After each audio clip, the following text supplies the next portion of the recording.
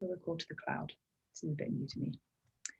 Okay, so hi everyone who is here. Thank you for coming. Mansoor had this great idea to start a sort of SMALP journal club, and she very kindly asked me to host the first meeting, but I hope she will take over at some point. So it's yeah, it's great to have this kind of forum for discussion of papers that have been published and some debate. I put together a couple of notes on things to say. Let me just look at them. So the plan is to have, at least initially, weekly meetings where we discuss previously published work on SMALP and kind of SMALP related topics. Hopefully we'll get the authors to present their own work, but we're not necessarily going to stick strictly to that. And we're going to try and make it sort of ECR focused, so students and postdocs, if we can get hold of them, and just try to build a bit of community and discussion around this work. So the talk today, hopefully, I think should be about 30 minutes, and then we'll have 15 to 30 minutes of questions afterwards, just depending on what discussion comes up and what we all want to talk about. I think everyone's already done this, but I was just going to say, if you could mute your microphones during the talk and then leave questions in the chat. And as long as there aren't too many of us, I might just call on people to read their questions out and then get the discussion started after the talk is finished. So the speaker today is Thiru from the Ramamoorthy lab at University of Michigan. We're really pleased that he's able to come and talk to us about his quite large body of work on this topic now. So I think I should probably just hand over to him and let him get started with what he's going to be talking us through today. Okay, over to you. Yeah, thank you very much. Actually, thank you very much for inviting me for the journal club. I really like the idea. So today what I'm going to do is I'm going to give a brief introduction of what's going on in the Ramamoorthy lab. Maybe given a chance, maybe next time, maybe I'll talk about a specific project, because today I think I will give an overall idea of what we are actually working on and what is our, what has been done like a past maybe 4 years. So, let me see. Okay, so I think this introduction slide is not needed for this community, I think, for this club, but in general, the membrane proteins are very important. And then, so basically in our lab, we will be looking at a mainly structural and functional perspective using NMR. We are basically an NMR lab, so we basically look at them in perspective of NMR, whether it can be studied using NMR or not. So when you look at them, like that 30% of the genome expression actually encodes membrane proteins, and 60% of the human drug targets actually target these membrane proteins, but only 4% of these structures are available in the data banks.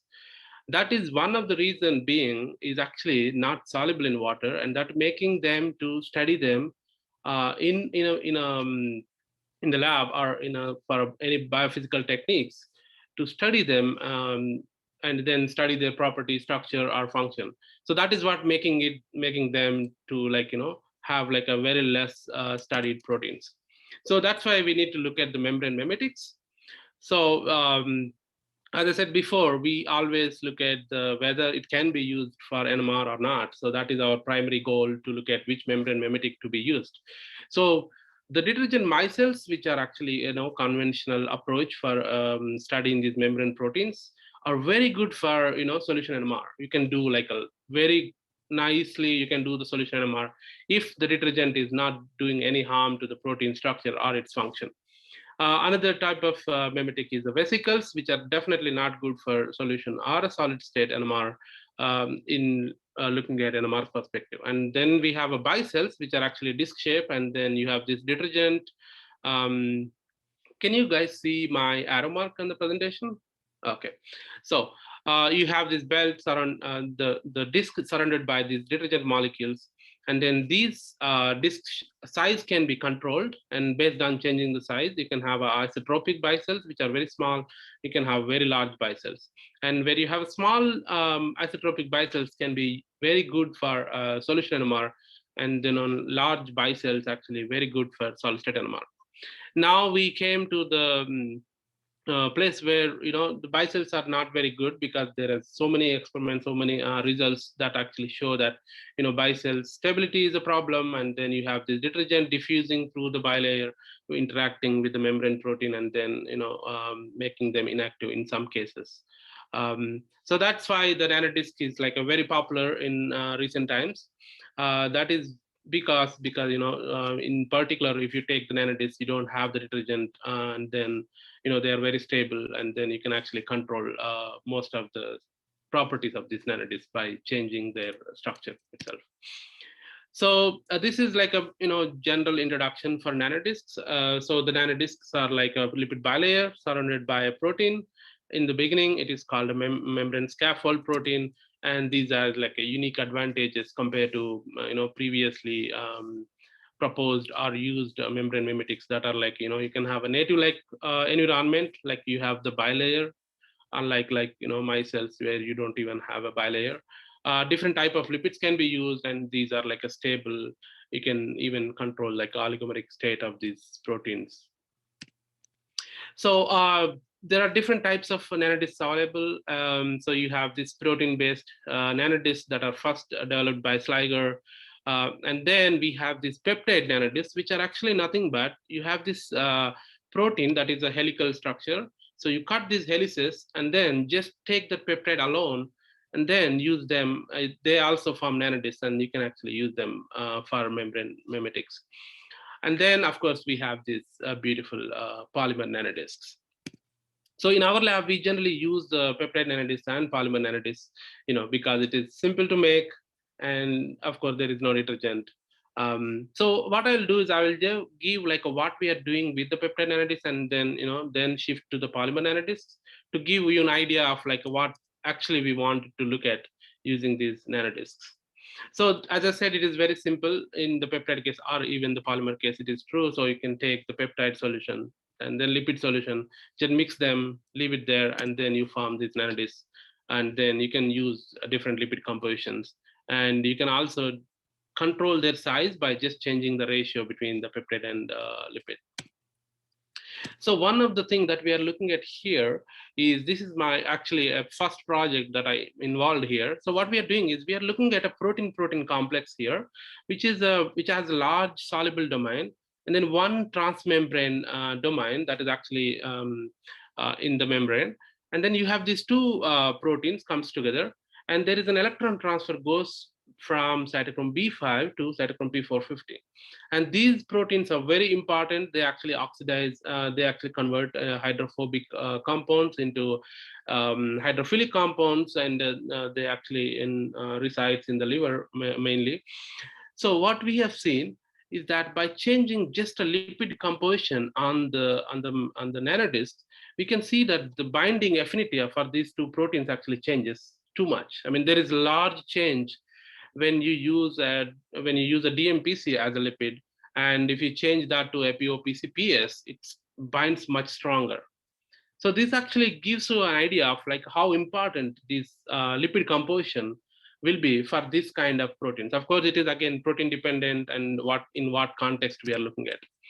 And then I will quickly see. So, and these nanodiscs are very dynamic structures, and then there is a lipid exchange going on, and they collide, and then what we are looking at is the equilibrium state of nanodiscs. So here, what we are seeing is, so we have like as I said, we can control the size. So we can actually make a 6 nanometer discs, and then you have 12 nanometer discs, and then you just mix them, and then just leave it, and then it will go to another equilibrium where different size is actually optimum for that particular ratio. And you can actually follow this by simple SEC. So this is the large nanodisc, which is 12 nanometer, and then you have 6 nanometer. And if you just mix them and immediately record an SEC, just load it in the SEC, and then you can see actually they're going into they're actually going to another equilibrium state. And after 10 minutes of incubation, you can see that actually they reached another equilibrium. But why did we do that is because when we did high-speed AFM, which was in collaboration with the Japanese group, they have like a AFM that can actually scan an entire sample in a fraction of a second. So they have I think it is about 20 frames per second they can do, or even higher they can do. So when we take this nanodisk solution, just place it on the surface of the I think mica surface, and then just look at them over the time. You can see that these nanodiscs actually collides, and then they will fuse, and then they will become another disk. So these events can be actually in real time we can monitor, and then that's what actually I've shown in previously, that they actually change their size if you have a different ratio or a different size nanodiscs. And you can see that the two nanodiscs, and then actually after a second they actually collide, and then they form another disk. And then you can see that there is another event where three disks actually collides, and then they will fuse together. So, but how do we use it? So we know that the exchange is going on, and then they're colliding, and then that is what's happening. Let's say this equilibrium, and then let's say if you add a protein in there, then you add excess of empty nanodiscs. Then what would happen is, let's say if that particular protein has interaction with the lipids, then what would this equilibrium do is it will push to an equilibrium where the protein containing nanodiscs have more lipids of that particular interaction. Let's say if any interaction is there with the lipids. So we want to do that, whether it is feasible to do that, such kind of an experiment. Then when we did the, so this is the size exclusion of nanodiscs, and then add the excess of nanodiscs, and then you have protein. And then we are able to separate the ones that actually have the protein in the nanodisk and the empty nanodiscs. And then we use the phosphorus NMR to look at what is the lipid composition of the starting material, which is we know what composition we used. And then after incubating and then separating the ones that has a protein in it, and then looking at their composition. And here, that is what it is plotted here. You can see that when you look at the sphingomyelin, so that is the cytochrome P450, that is the structure it is shown here. You can see that the sphingomyelin concentration drastically increased, compared to the starting composition of the lipid that we used.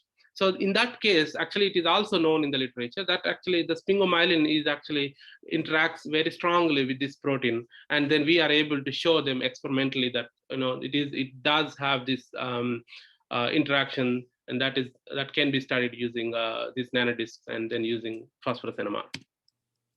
So now that is where we are actually heading towards the membrane proteins and nanodiscs. But one of the problems, some of the problems we have is we cannot get a large amount of peptide, and we need a lot of peptide for doing any such kind of experiments. I mean, the ones that I showed you requires a very small amount, but if you're dealing with a solid state NMR, you need a milligram scales, and even milligram scale is too much for a peptide or a protein. So that's why we wanted to switch to the polymer nanodisc.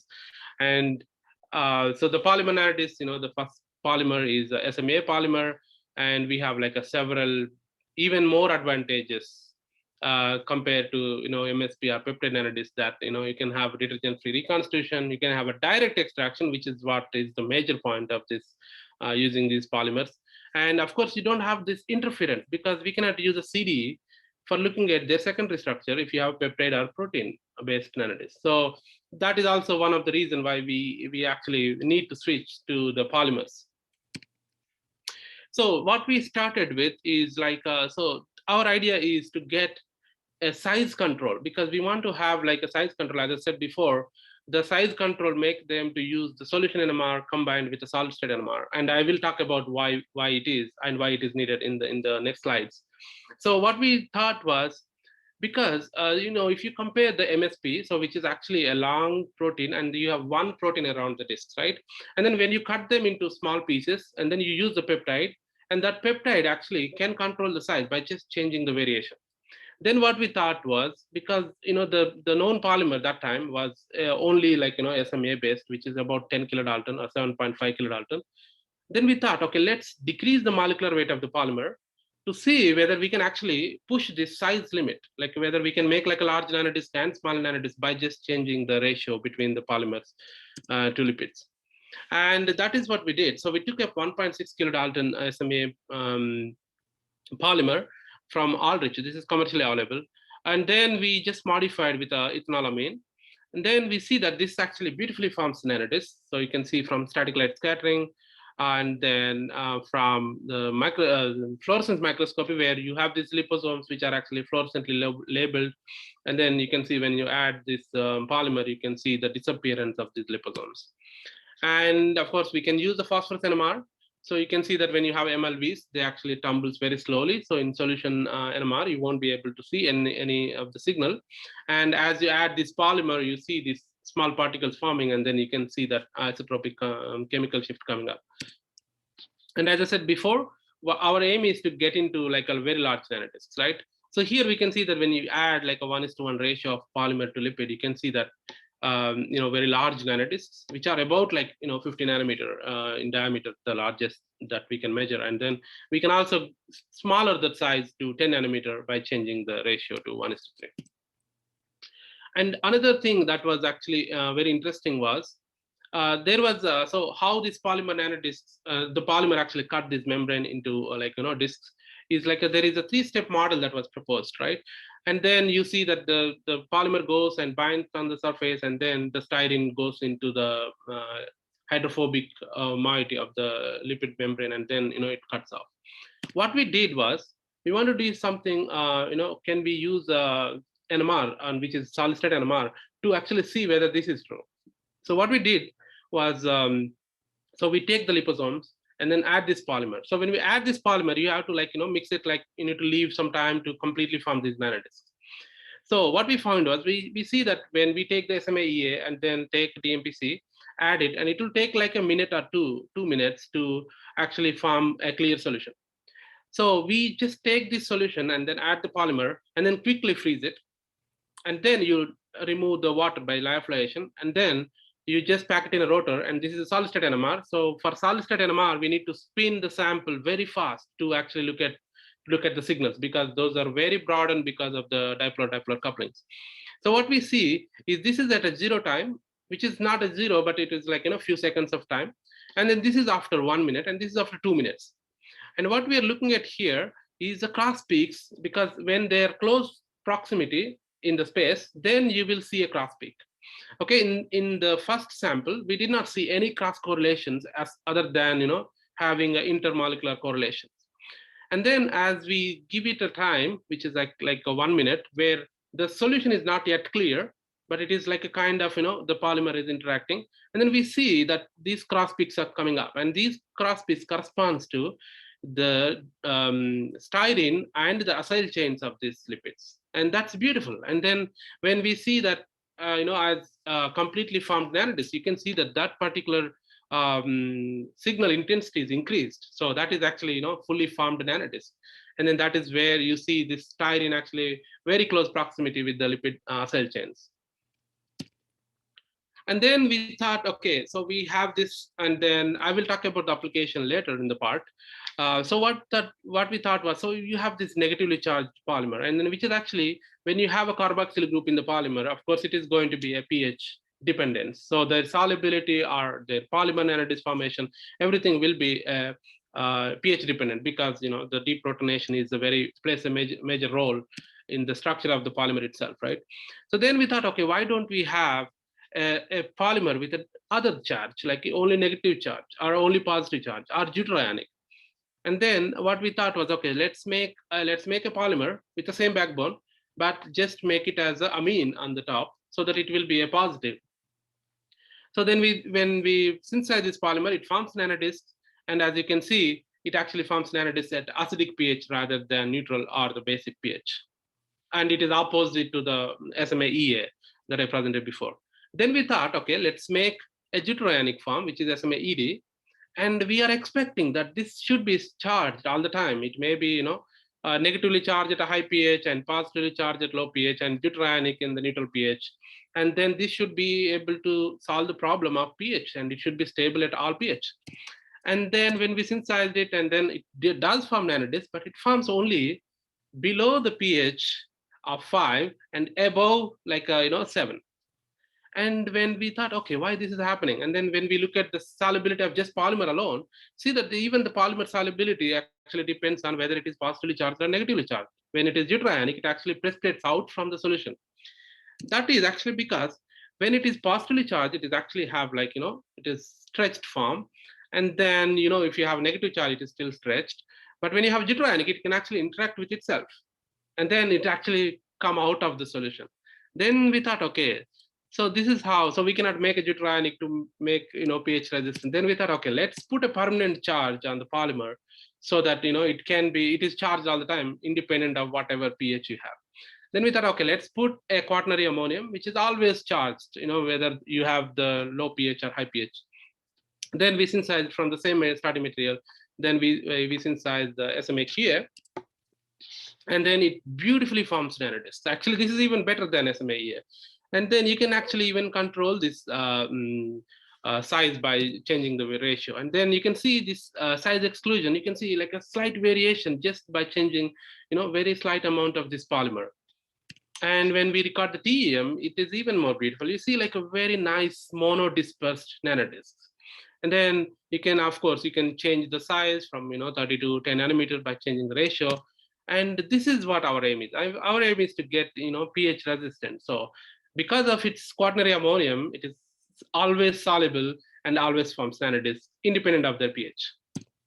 And another problem with the carboxyl group, having a carboxyl group as a moiety in the polymer, is they bind to calcium and magnesium. So sometimes you need calcium and magnesium in the solution for protein to be active. So in this case, because we have this quaternary ammonium, which is a non-chelator, so it is not going to bind to any metals. So that is where you can actually use any amount of salt that you want in the solution when you're using this SMAQ as a polymer. So now I switch to the applications of it. So as I said before, when we have the nanodisc that is actually less than 20 nanometer, then what happens is like they actually tumbles very fast, and then you can use the solution NMR. But when it is above the 20 nanometer, then what happens is, because they are actually large enough to actually respond to the magnetic field, because the DMPC has a negative magnetic susceptibility. What do I mean by that is, when you put that in a magnetic field, they actually respond to the magnetic field and align themselves. So when you have these nanodiscs that are above 20 nanometer, and we see that they actually aligns, that is actually very similar to the bicels. And you can see from the phosphorus chemical shift going from 0 when it is isotropic, going to a negative value, which is like a -13 here, that shows that these nanodiscs actually aligns in this particular fashion, where the bilayer normal is perpendicular to the applied magnetic field. And you can also look at that from the N14. So N14 is also a NMR active nuclei, which is low gamma, but you can still look at their quadrupolar coupling, what is called as a quadrupolar coupling, where you see an coupling of 9 kilohertz, which is actually corresponds to when the N14 is aligned in this particular fashion. And you can actually, these are very stable. When the alignment is done, you can actually, they are very stable for more than a few days. That is very important for solid state NMR experiments, because generally these experiments takes days for recording. And then it is also known in the literature that when you have bicels with the DMPC or any other lipids, and then you can actually add, as I said, they have a negative magnetic susceptibility. Then when you add a metal which has a positive magnetic susceptibility, then you can actually change its orientation. So when you change the orientation, so now the nanodiscs are like this, now they change this orientation, and then they go into orientation where the bilayer normal is parallel to the applied magnetic field, which you can see from the phosphorus NMR, that negative 13 peak actually moves to about 25 ppm here. And you can see that the N14 actually increases their quadrupolar coupling because of that orientation is changed. I will talk about why that is changed in a minute. So as I said before, we have this isotropic and aligned nanodisc that we can use for the smaller nanodisc for solution NMR. Here, we used the cytochrome B5 as a model to show that it can be done with a small nanodisc, and then we use the same protein. Then we can use a solid state NMR. And this is a very special type of a technique that can be used to study the membrane helices and their orientation. So this will give you an idea of, let's say, if you have an helix like this, and then the orientation of this nanodisc, and then you can actually you can measure, or you can actually estimate the tilt of this helices, how it is tilted with respect to the membrane bilayer. And that is like a beautiful information that we can get. Now, what I'm going to talk about, I'm going to go into the NMR to see how we can apply these nanodiscs to some other techniques in the NMR. So generally in NMR, so there is what is called as NOE, which is a nuclear overabsorption effect. This one gives you an information of atoms which are actually less than 5 angstroms, and then when you see a peak, they are spatially close. And then when you can get a J couplings, and then that is like also depends on the distance, and which is about less than 5 angstrom. And you can have like a paramagnetic relaxation enhancement where you can actually measure the distances, or you can estimate the distances about 20 to 30 nanometer. But all these parameters are actually distance dependent, and they give only local information. But for example, if I have a problem, let's say I have a peptide which is actually in this particular fashion, and then I want to see how they're oriented. And these NOE or J coupling or PRE will not give you much information on how they are actually oriented, because these are all distance dependent. And let's say, for example, I have an helix actually a little bit bent, and then if you want to know whether it is bent helix or like a straight helix, you won't be able to know. But there is a very nice phenomena in the NMR that can be used to actually get this kind of problem. You can solve them by just looking at the residual dipolar couplings. So the residual dipolar couplings will give you a relative orientations of this nuclear vector independent of the distance, because the RDCs actually depends on the angle. So it is only gives you an information of angle of a bond vector. So in that case, it doesn't matter whether it is very far away within the protein. So why it is distance dependent is because the dipolar coupling actually depends on what is called as the cos theta square minus 1. So that is because, so when you have, just think of as like you have nitrogen and proton, that is a bond vector, and that is in the solution. Then what happens is like their dipolar coupling depends on their orientation with respect to the magnetic field. But when you look at the solution NMR, what happens is like the molecule is very fastly tumbling, and then because of this tumble, within a scan, like you're talking about NMR time scale, which is like less than a millisecond, this protein might have scanned all these theta angles. So it is actually averaging out. So when you're averaging out, you're actually basically making this dipolar coupling going into 0. So that's why in solution NMR, the dipolar coupling is 0. But what happens, that is actually a time dependent cos theta. So that's why as a time average of theta will be 0.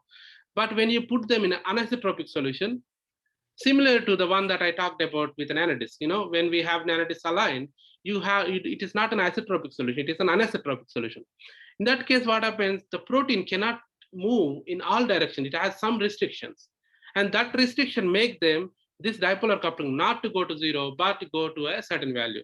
And looking at these values, one can actually get the idea of how this particular bond is oriented with respect to another bond, or with respect to the magnetic field in this case. So then we thought, okay, let's take these nanodiscs, and we have these nanodiscs, and then just look at their test whether we can use this for measuring these RDCs. Then when we take this polymer nanodisc, and then when we change the concentration, and then here we are looking at a deuterium, which is also another nuclei, where the coupling is actually depends on whether it is so when it is isotropic, you will see 0, and then when it is aligned, then you will see this quadrupolar coupling. And then the strength of this coupling depends on the concentration. This is a very typical behavior of a lyotropic liquid crystal. So here, the nanodiscs actually behaving like a lyotropic.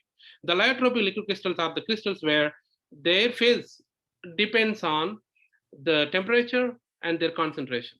So here, if you have a certain amount of temperature, a certain amount of concentration, and certain degree of temperature, then you can actually make them to align in the magnetic field, and then that's where it is actually showing the possibility of using for RDCs. Then we thought, okay, let's take these nanodiscs, add a protein there, and then look at their couplings whether we can get it. So you can see that this is the isotropic solution where protein is moving all the way around, and then we are looking at a nitrogen and a proton J coupling here. So that is like a 95 Hz. So there is no dipolar coupling here because it is averaged to 0. But when you put them in the nanodiscs, then you can see that this particular coupling actually changed to 100. So that is like a 5 Hz change. And then based on that particular information, we can actually back calculate how it is oriented in the magnetic field. And then again, it depends on, as I said before, it depends on the concentration. So if you can scale them by just increasing the concentration. So this is how you can get it for all the residues. So all the residues in the protein, you can measure this dipolar couplings, residual dipolar couplings. Then what we can do is, like, if the crystal structure is known for that particular protein, then take those coordinates and match with your measured orientations, because we know all the relative orientations. And you can, this is done by a software, and then you can just simply match them. And then if you have a linear correlation, that means the structure is correct. And if you don't have a linear correlation, that means that structure might have been a different structure in solution. And for that, so for example, here I'm showing you the cytochrome C protein, and there are like more than 25 structures available in the PDB, the crystal structure.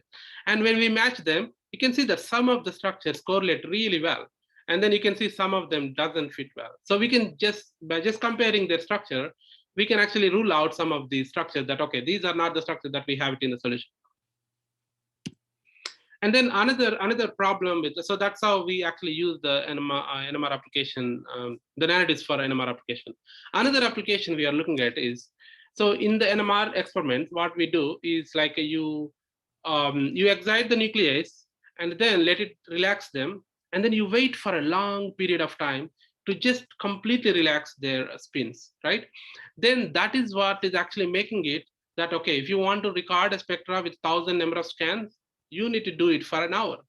But there is another phenomena called paramagnetic relaxation enhancement, where if you use a copper, what it will do is it will decrease the T1 of the relaxation of the nuclei. Then you can pretty much actually decrease this recycle delay to very minimum value. So in that way, within the same time, you can actually record multiple experiments. So that would actually decrease your time of acquisition of NMR. So how did we do that? Is like, to do that, we cannot add a copper directly into the solution, because copper will quench the signals and it will broaden the signals as well. So that's why we thought, okay, we can actually put this metal chelator on the polymer, okay, and then you can add the copper. Then what happens is, like, copper will resides on the belt of this nanodisc, and then if you have anything protein or a lipid and anything that you want to study in the membrane, then you basically have something that is quenching, so it is decreasing your relaxation, so you can repeat the experiment very fast, and then you can look at their structure very fast with a fast equation. And that is what we have shown here. We are looking at a T1 relaxation, which is what decides how long your FID will be and how long recycle delay you have to use. And you can see that when you have zero copper, you can see this is for lipid acyl chain, lipid head group, I think. Lipid head group. So when you don't have a copper, you can see that the T1 is about 0.5 seconds. And then as you increase the copper concentration, you can see that we actually decrease the T1 to less than 0.2. So that is like a more than 50% of the decrease. So in that way, in an indirect way, if you want to say, like, if you have a spectra that is recorded for 1 hour, with this material, you can actually record that in 30 minutes. And another thing that we did was, we have this aligned nanodisc. So what we can do is we can look at the oxygen 17 NMR, which is actually very important and very interesting nuclei, because the O17 is a quadrupolar nuclei, which is a 5x2 spin. So then what happens is, like, when you have it in the aligned nanodisc, then you can see this all 5 transitions that are coming up, and that has an information of how this water is oriented with respect to the bilayer, and that is very important to study. And then we can get this information very accurately by using O17 NMR in the aligned state.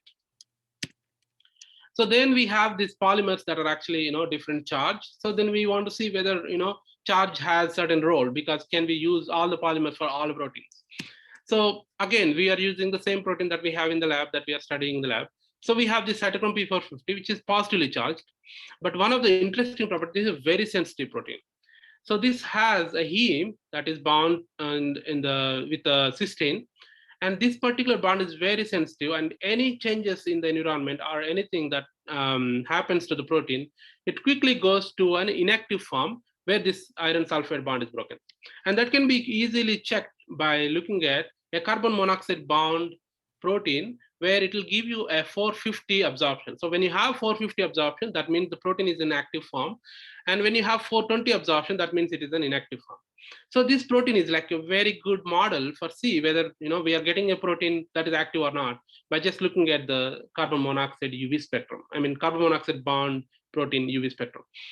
So here what you can see is that when you have a DPC micelles, and then we see only 420, which is the detergent actually make it to inactive, and it is already known that the detergent actually makes it inactive P450.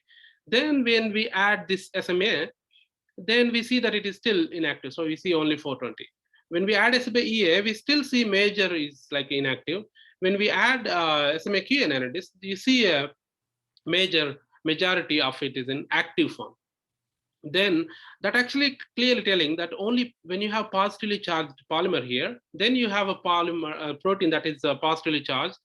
Then what is happening is there is not much interaction or a repulsive interaction in this case, because then it is actually not going to interact. So the polymer is not going to interact with the protein. But when you have a negative one, it is going to interact. And then that is how it is actually making it in an inactive form. And then because whether it is charge based or not, what we did was we just changed the sodium chloride concentration. You increase the sodium chloride concentration, you can see that the 450 peak is increased. In other words, the 420 peak is decreased as you increase it. So that means you are actually screening out these charge-charge interactions when you have a negative charge polymer and then you have a positive charge protein. And this was again studied with another protein, but this time we want to look at, instead of looking at a UV, and P450 is a very sensitive protein. So that's why we want to look at whether we can do with other proteins. So we have another protein, which is cytochrome B5, which is negatively charged. Then when you have it in negatively charged polymer nanodiscs, you can see a very good HSQC. And then this is a good HSQC. When we say good HSQC, means it has a very good dispersion of the peaks. That means the protein has a very good folded structure. But when we take them in a positively charged nanodisc, then we don't see anything. Like you have a positive charged polymer and negative charged protein, and then we see nothing. I mean, that means they are actually forming a very large particle, and then the signals are too broad to observe in the solution state. Then when you add sodium chloride, you actually basically get that back because we are actually screening this particular interaction. So then in the other part of the thing, we are also looking at looking at a different polymer that can form nanodiscs. So here one of them is, so instead of starting with a polymer of styrene, we thought, okay, styrene free is needed because styrene has several other problems associated with it, right? So because you have the UV absorption, interaction with aromatic moieties, and so on. So here we thought, okay, let's take a polyacrylic acid, which is just linear chain of carboxylic acids, and then just randomly functionalize it. Just add amine with an alkyl group, and then just add like a 0.5 equivalents, and let it just go and randomly functionalize it. And then when we see that, when we synthesize it, and then when we add to the lipids, it actually forms nanodiscs. And you can actually again use them and change their size. You can change the hydrophobic moiety and so on. And of course, they are actually, again, they form a different size. So you can align them in the magnetic field and use all the techniques that I showed you before with this polymer as well. So in conclusion, I think we developed some A-based low molecular weight polymers, which is actually having several advantages. And we have shown that the macro nanodiscs are very useful for solid state NMR and even solution NMR for RDCs. And then we have developed a polymer that is actually pH and divalent resistant polymer. And we also showed that polymer charge actually plays a major role in reconstituting membrane proteins. And then we also developed some of the styrene free. I wanted to present the recent polymers. We are also looking at, because the charge is a problem. So now we are actually looking at a non-ionic polymers, which is what I think some of you might have seen my paper in bioarchive. Maybe in the next session or next time, if I get a chance, then I will present that work as well. Thank you very much. If you have any questions, I can happy to answer. Thank you. That was amazing. That was just such a kind of comprehensive overview of everything. I feel like I've learned so much more from listening to your talk than reading these papers kind of as they've come out and just seeing the thought process and like the progression of the work. It's awesome. Oh, thank you. Great. Thank you. I don't see anyone has put any questions in the chat. I've been making a few notes while you were talking, so I have a few questions, but there aren't too many of us. So I feel as though if people want to ask questions or just discuss, like maybe if you kind of put your hand up and take your microphone off mute, I think that should work okay. There aren't too many of us. Well, I'll start by saying, Mansoor, do you want to ask anything? Have you had anything spring to mind? Yeah, thank you so much. Yeah, I agree with Naomi. It's much more useful to hear your story from yourself than reading your papers, because I had a feeling that in your paper it's like you are not showing a lot of data that you have as like because of the limitation of the papers. So I like to know about all 17 data that you had. Uh, would you like to explain a little bit in detail? Which one? Which the The natural abundance, Oh, abundance O 17, the one. oh, okay, okay, okay. So let's go back there. Oh, this one. Yeah, yeah. So here, what is happening is we are looking at a water signal. Okay. So in water signal, what happens is like you can look at, you can record a O17 NMR. So we are looking at oxygen here, and O17 is actually a spin of having a spin of 5/2. So when you have a 5/2, which is called a quadrupolar nuclei. So this particular quadrupolar nuclei again has the same dependence as I said before. It has this 3 cos square minus theta minus 1. So if this particular water has a different orientation, then this quadrupolar coupling changes. Okay, so by just looking at their residual quadrupolar coupling instead of RDC, it is called as RQC. You can actually have an idea of how this particular water is oriented. And then we know that how the bilayer is oriented. And then now we can actually calculate how this water is oriented on an average. I'm talking about an on average, how it is oriented. And then that will give you an idea of like, how this water is actually interacting, whether it is in ordered form or not. By just looking at this spectra itself, we can say that the water is still has some order in it, because it can be a random directions, right? So you can have like our different orientations, which actually averages the theta into 0. But here what we are seeing here is that they have like a particular order when it is interacting with the membrane. And what we are looking at here is, so we can actually, as I said before, you can change the orientation of these nanodiscs. And then when you change the orientation, you can see that the coupling of this, the quadrupolar coupling changes. So it actually goes to about, it increases, but it is not going to double. So when you have this 3 cos square minus theta minus 1 dependence, when you flip this nanodisc by 90 degree, it is supposed to increase by 2 times. But what is happening here, this is actually very interesting, that when you flip it, you see a more averaging of RQC. That will actually, you can actually back, I didn't put all the data in here because that is like a more, it requires a full presentation to explain how we calculate this orientation. But you can do a MD simulation and then calculate this particular order, and then you match with NMR, and then you can actually see that when it is the flipped direction, you have a more averaging compared to aligned direction.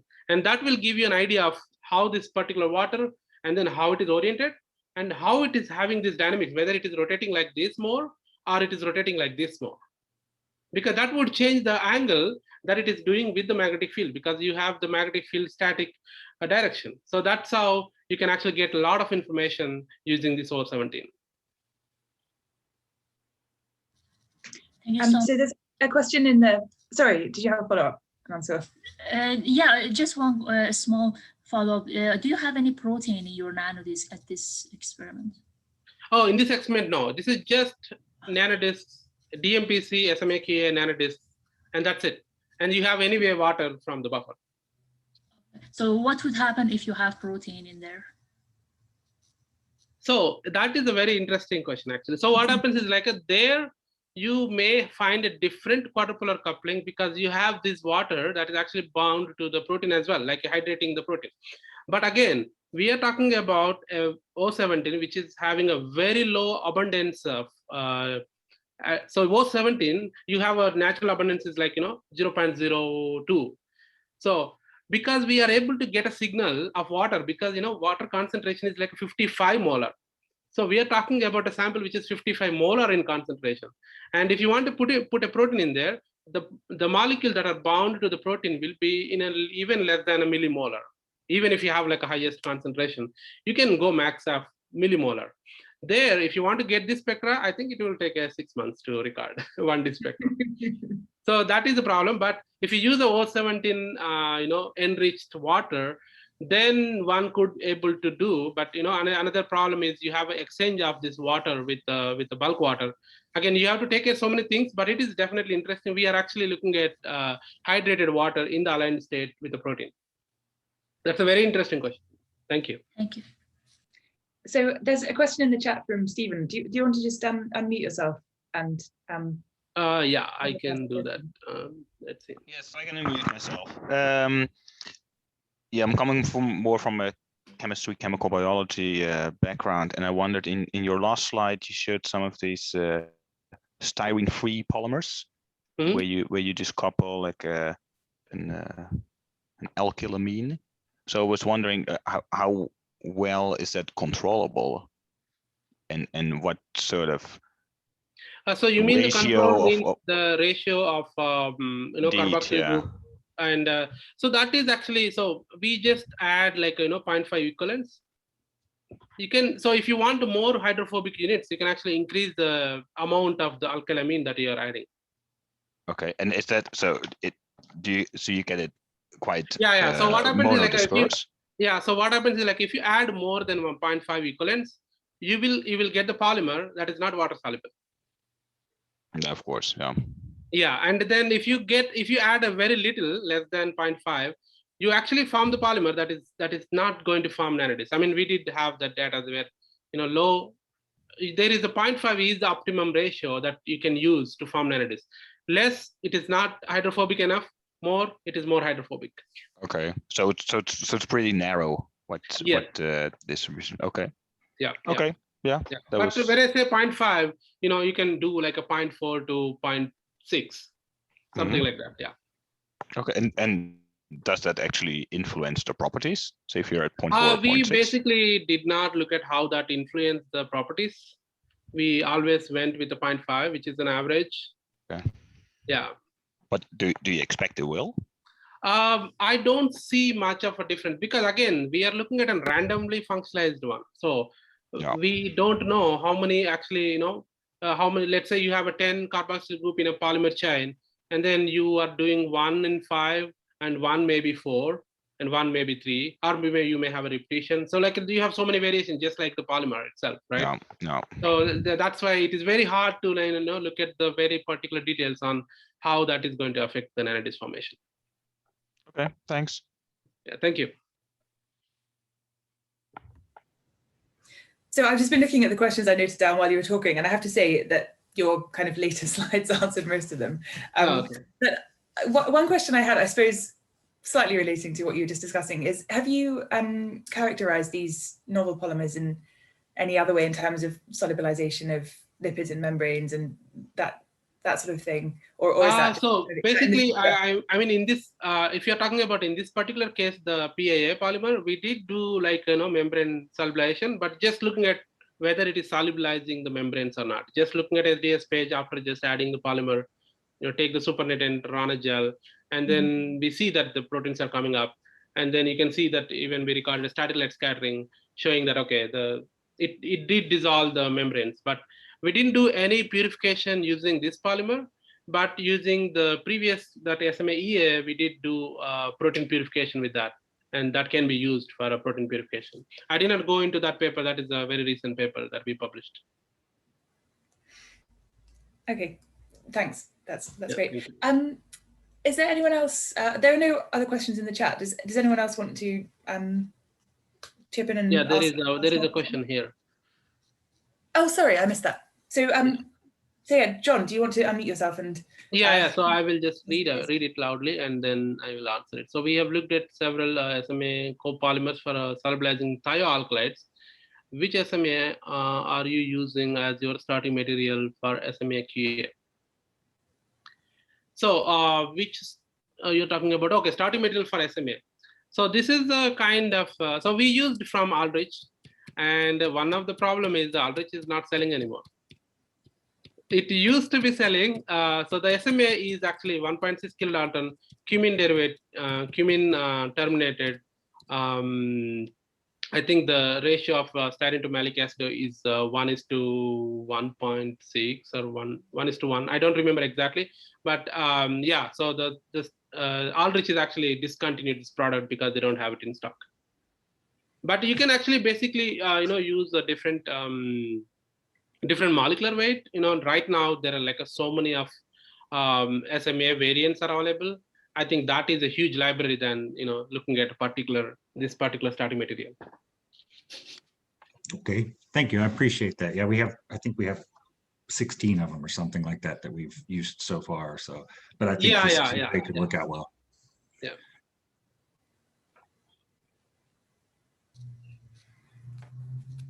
So Okay, I have one question. Yeah. If you want to make any suggestion, for example, for people interested in NMR, what would be the best polymer for NMR of membrane protein, and what would be the least in your experience? Okay, so that is a good question. So it depends on. As I said, there is different techniques as I showed you.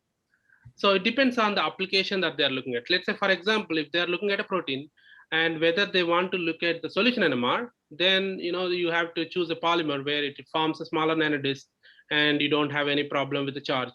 Then you can use those for they're doing a solution NMR, like a HSQC type of experiment. Let's say, for example, if you want to look at something like the orientation of the transmembrane helix, then you may want to use the polymer that actually forms nanodiscs above 20 nanometer, and then they align in the magnetic field. Those are useful. Again, you need to look at the charge of the protein. Again, you need to choose based on that. So if you want to look at the RDCs, again, you have to look at these. So RDCs can only be done for soluble proteins because we are looking at a solution. There again, you need to you need to look at the charge of the polymer, and then you need to look at your protein charge. So that's why there are so many variants available. But given a protein, for example, if I know the protein what I'm working with, and you just want to know the charge of the protein, and then what kind of experiment that you want to do, like what kind of information that you want to get using NMR. Okay, thank you so much. Thank you. Sorry, I just had a follow-up to that, I suppose, which is, how many of the polymers you described in your talk are actually commercially available? So if people are interested in using them, how can we get hold of them? Yeah, actually, so there is, I think the Anatrace that is actually took up our patent, and they said they did synthesize it, and then they are able to sell it. I think the SMA variants are available. I don't know whether they put it online or not. I don't know. And the PAA type of polymers are available from Avanti. But I don't know whether they are currently available, but they should be available in very near future. Maybe because of the virus, it became delayed. Actually, it should be available from last year. But yeah. Okay, that's really interesting to know. I didn't realize that they were distributing the polymers, so that is really useful. Yeah. Thanks. Thiru, would you like to, for example, share this information with Naomi or me so that we can put it on our YouTube channel, so people, whoever listens to your talk, probably they get the chance to know about the commercial source that they can try these polymers on? Yes, I can actually give you more detailed information via email, Sure. so that you can actually put it there. Excellent. That would be- Thank you so much. Yeah, because I'll just send an email to those guys, see where they are, whether they have it in online. I didn't check their website, we synthesized it, so we did not look at whether it is commercially available or not. I will check them, and then I will give you more detailed information through mail. Excellent. I have one question about your metal chelated polymer. That was again 1.6 kilodalton, right? Yes. So What you have- the chelator, actually, I think I forgot to mention. So we only functionalize it less than 5%. So that means you have this same SMA-EA type of functionalization going on, but at the same time you have 5% of this chelators that are actually added by equivalent. So it is you might have one or two or less than one for for some of the polymers. So it is randomly you just functionalize it with a very small amount of chelator. Okay. Do you think this, for example, if you use longer polymers, you should do the same 5% modification? Again, it depends on whether the chelator has an effect on forming the nanodisc. So you don't want to disturb that function by functionalizing. That's where we actually did with the different amounts of DOTA. And then we see that the less than 5% is actually a very good amount that we can use without even disturbing the formation of these nanodiscs. But in this particular case, actually, it does form even with a higher amount of chelators. But we don't want to, like, we have like a very small molecular weight protein, and then you don't want to like put too much of functionalization on top of on like very low molecular weight. So that's why we actually ended up having less than 5% to be the best. So you try different percentage, right? And the optimal percentage was 5%. Yeah. Oh, okay. Thank you.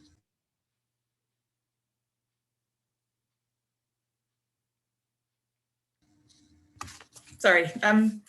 I mean, we're getting towards, well, 4 o'clock here in Britain, which kind of brings us to the end of the hour. So I wonder if we should wrap up now. I'm sure if people have more questions, we can all find each other through social media and emails. Yeah, so if you guys have any question, you can just shoot an email. I will happy to reply. Brilliant, thank you. Yeah. So I just want to say, first of all, thanks for everyone who's turned up to listen and ask questions.